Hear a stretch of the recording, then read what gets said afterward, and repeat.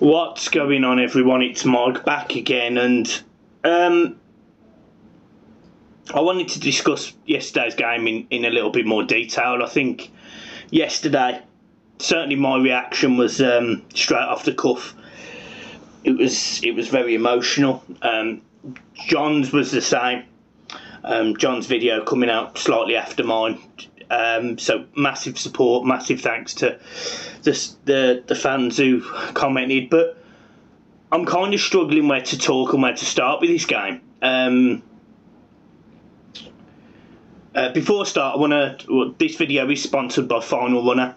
The link is in the description. It's a last man standing competition. It's £5 entry. You do also get a second entry for free. So honestly, jump on it. It's really good competition, and it means a lot to me and the channel, as you know. So please go and get yourself on the top link in the description. Get yourself logged in and entered. I'm in it, so you know, you're essentially playing against me. We will be doing more chats on Twitter. They've got this new facility now where you can do a space and people can join, so we'll be doing a lot more of that as well going forward in the coming days and weeks, etc. So yeah, there's a lot of different things going on, but yeah, I wanted to talk about yesterday. Oh, by the way, don't take the piss out of the fucking shirt. I'm on holiday, all right?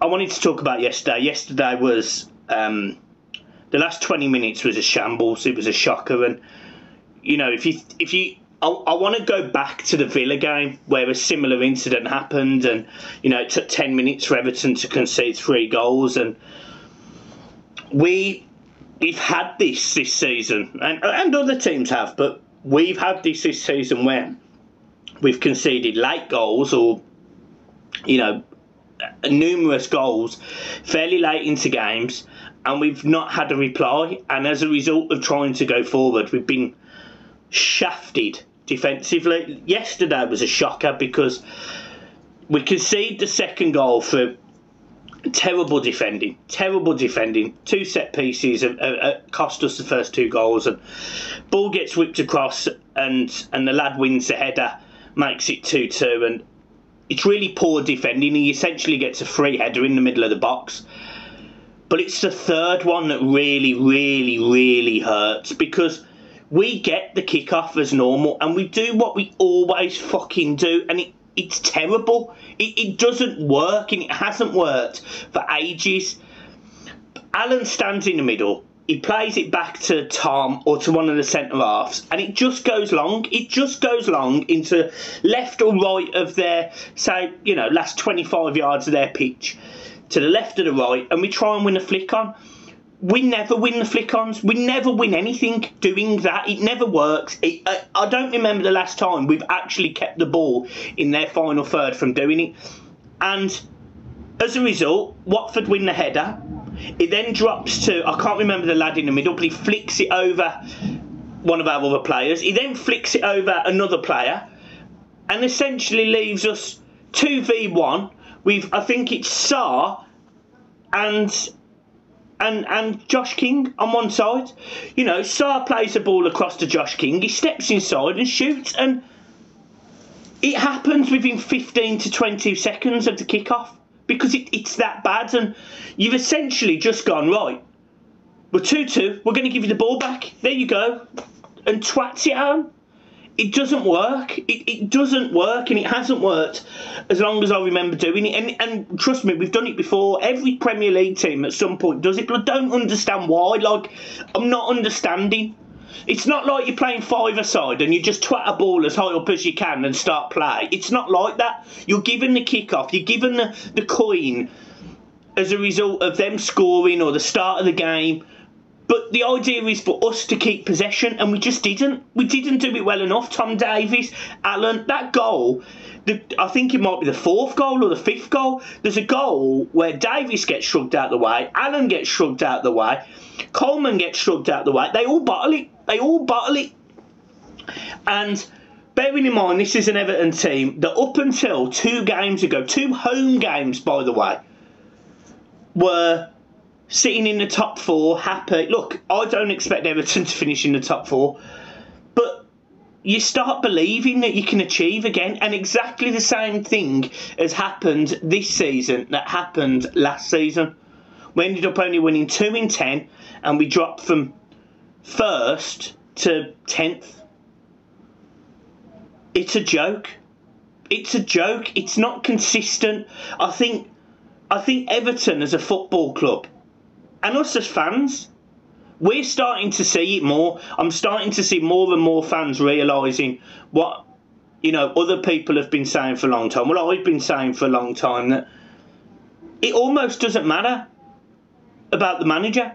I'd actually leave the manager out for a second, because I will talk about his substitutions, because they were all wrong in my opinion. But take the managers out of the equation. The board remain the same, and the board, quite honestly, have done a poor job. Moshiri come into this football club, and we can't criticise him because he's getting us a new stadium. Even though he's pumped £500 million, yes, I'm not bothered about net spend, I'm not going into that, but he spent £500 million on this squad of players. And you look at the back of the programme, you look at the substitute bench, and there's 2 goalkeepers. It's embarrassing. The club is inept.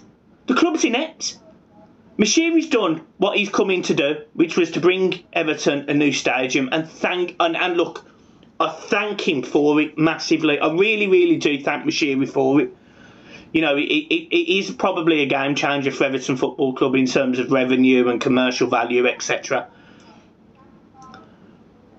But that doesn't stop spending £28 million or £23 million on Klassen, £20 million on Schneiderlin, £30 million on Balassi, £30 million on Michael Keane, £30 million on Iwobi, £23 million on Sandro, £20 million on Theo Walcott, £47 million on Gylfi Sigurdsson.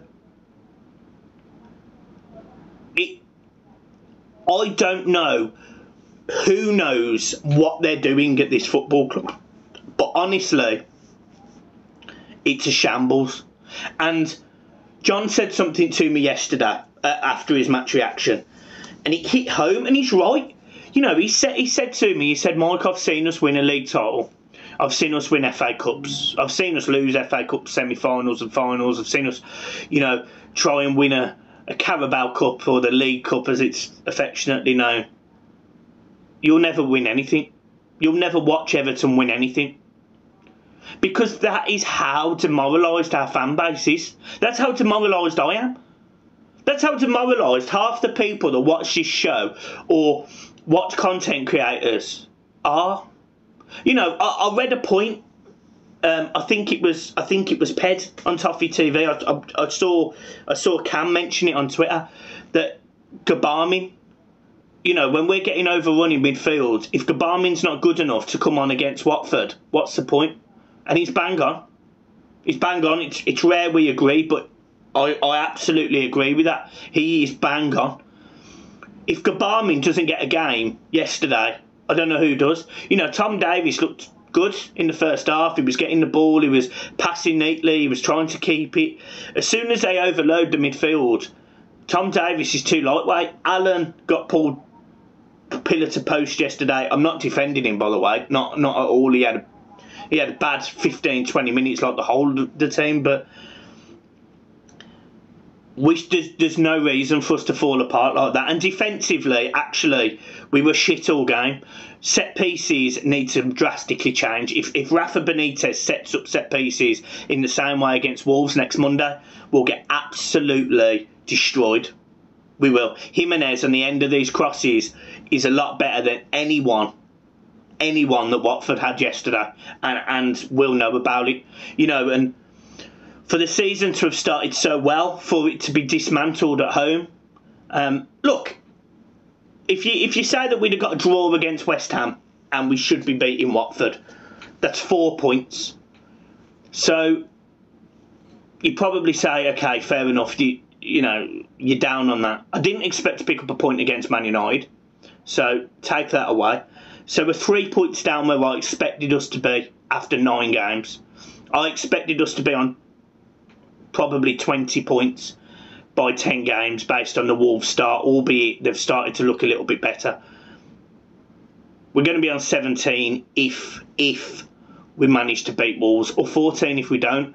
And that genuinely is this a good season or not? 3 defeats in 10 games is probably okay. It's probably, you're looking at 10 defeats for the season. But we haven't played anyone other than Manchester United in terms of the big 6. I'm not worried about Spurs so much, although albeit they've started to come good. Arsenal have started to come good. Chelsea, Manchester City and Liverpool are all coming up. And we've had 10 games where probably on paper you'd think,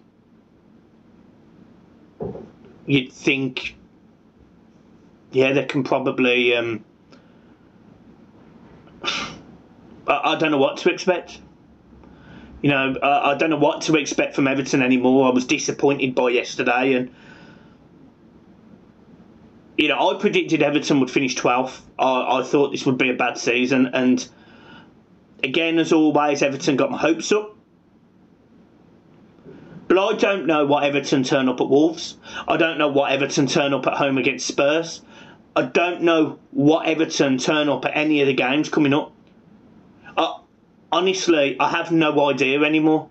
I used to know that Goodison Park was a fortress and that you'd have to play out of your skin to get a result. Watford didn't play out their skin yesterday. They had chances before. We were 2-1 up. Pickford makes a phenomenal save. He also makes another save. We could have lost that game before falling apart. We could have been 3-2 down.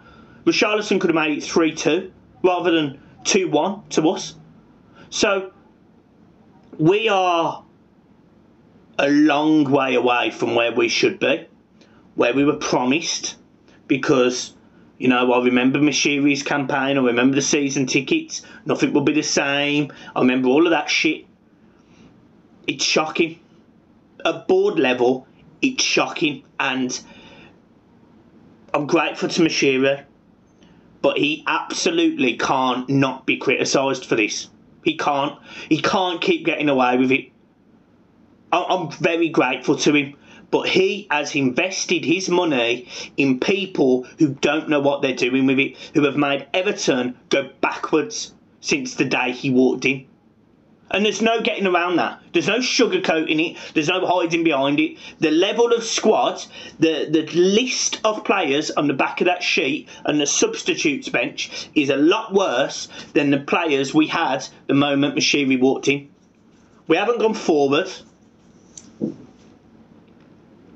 It's a real shame. It's really tough being an Everton fan. It really is. You know, Finlay walked in yesterday, we were on holiday.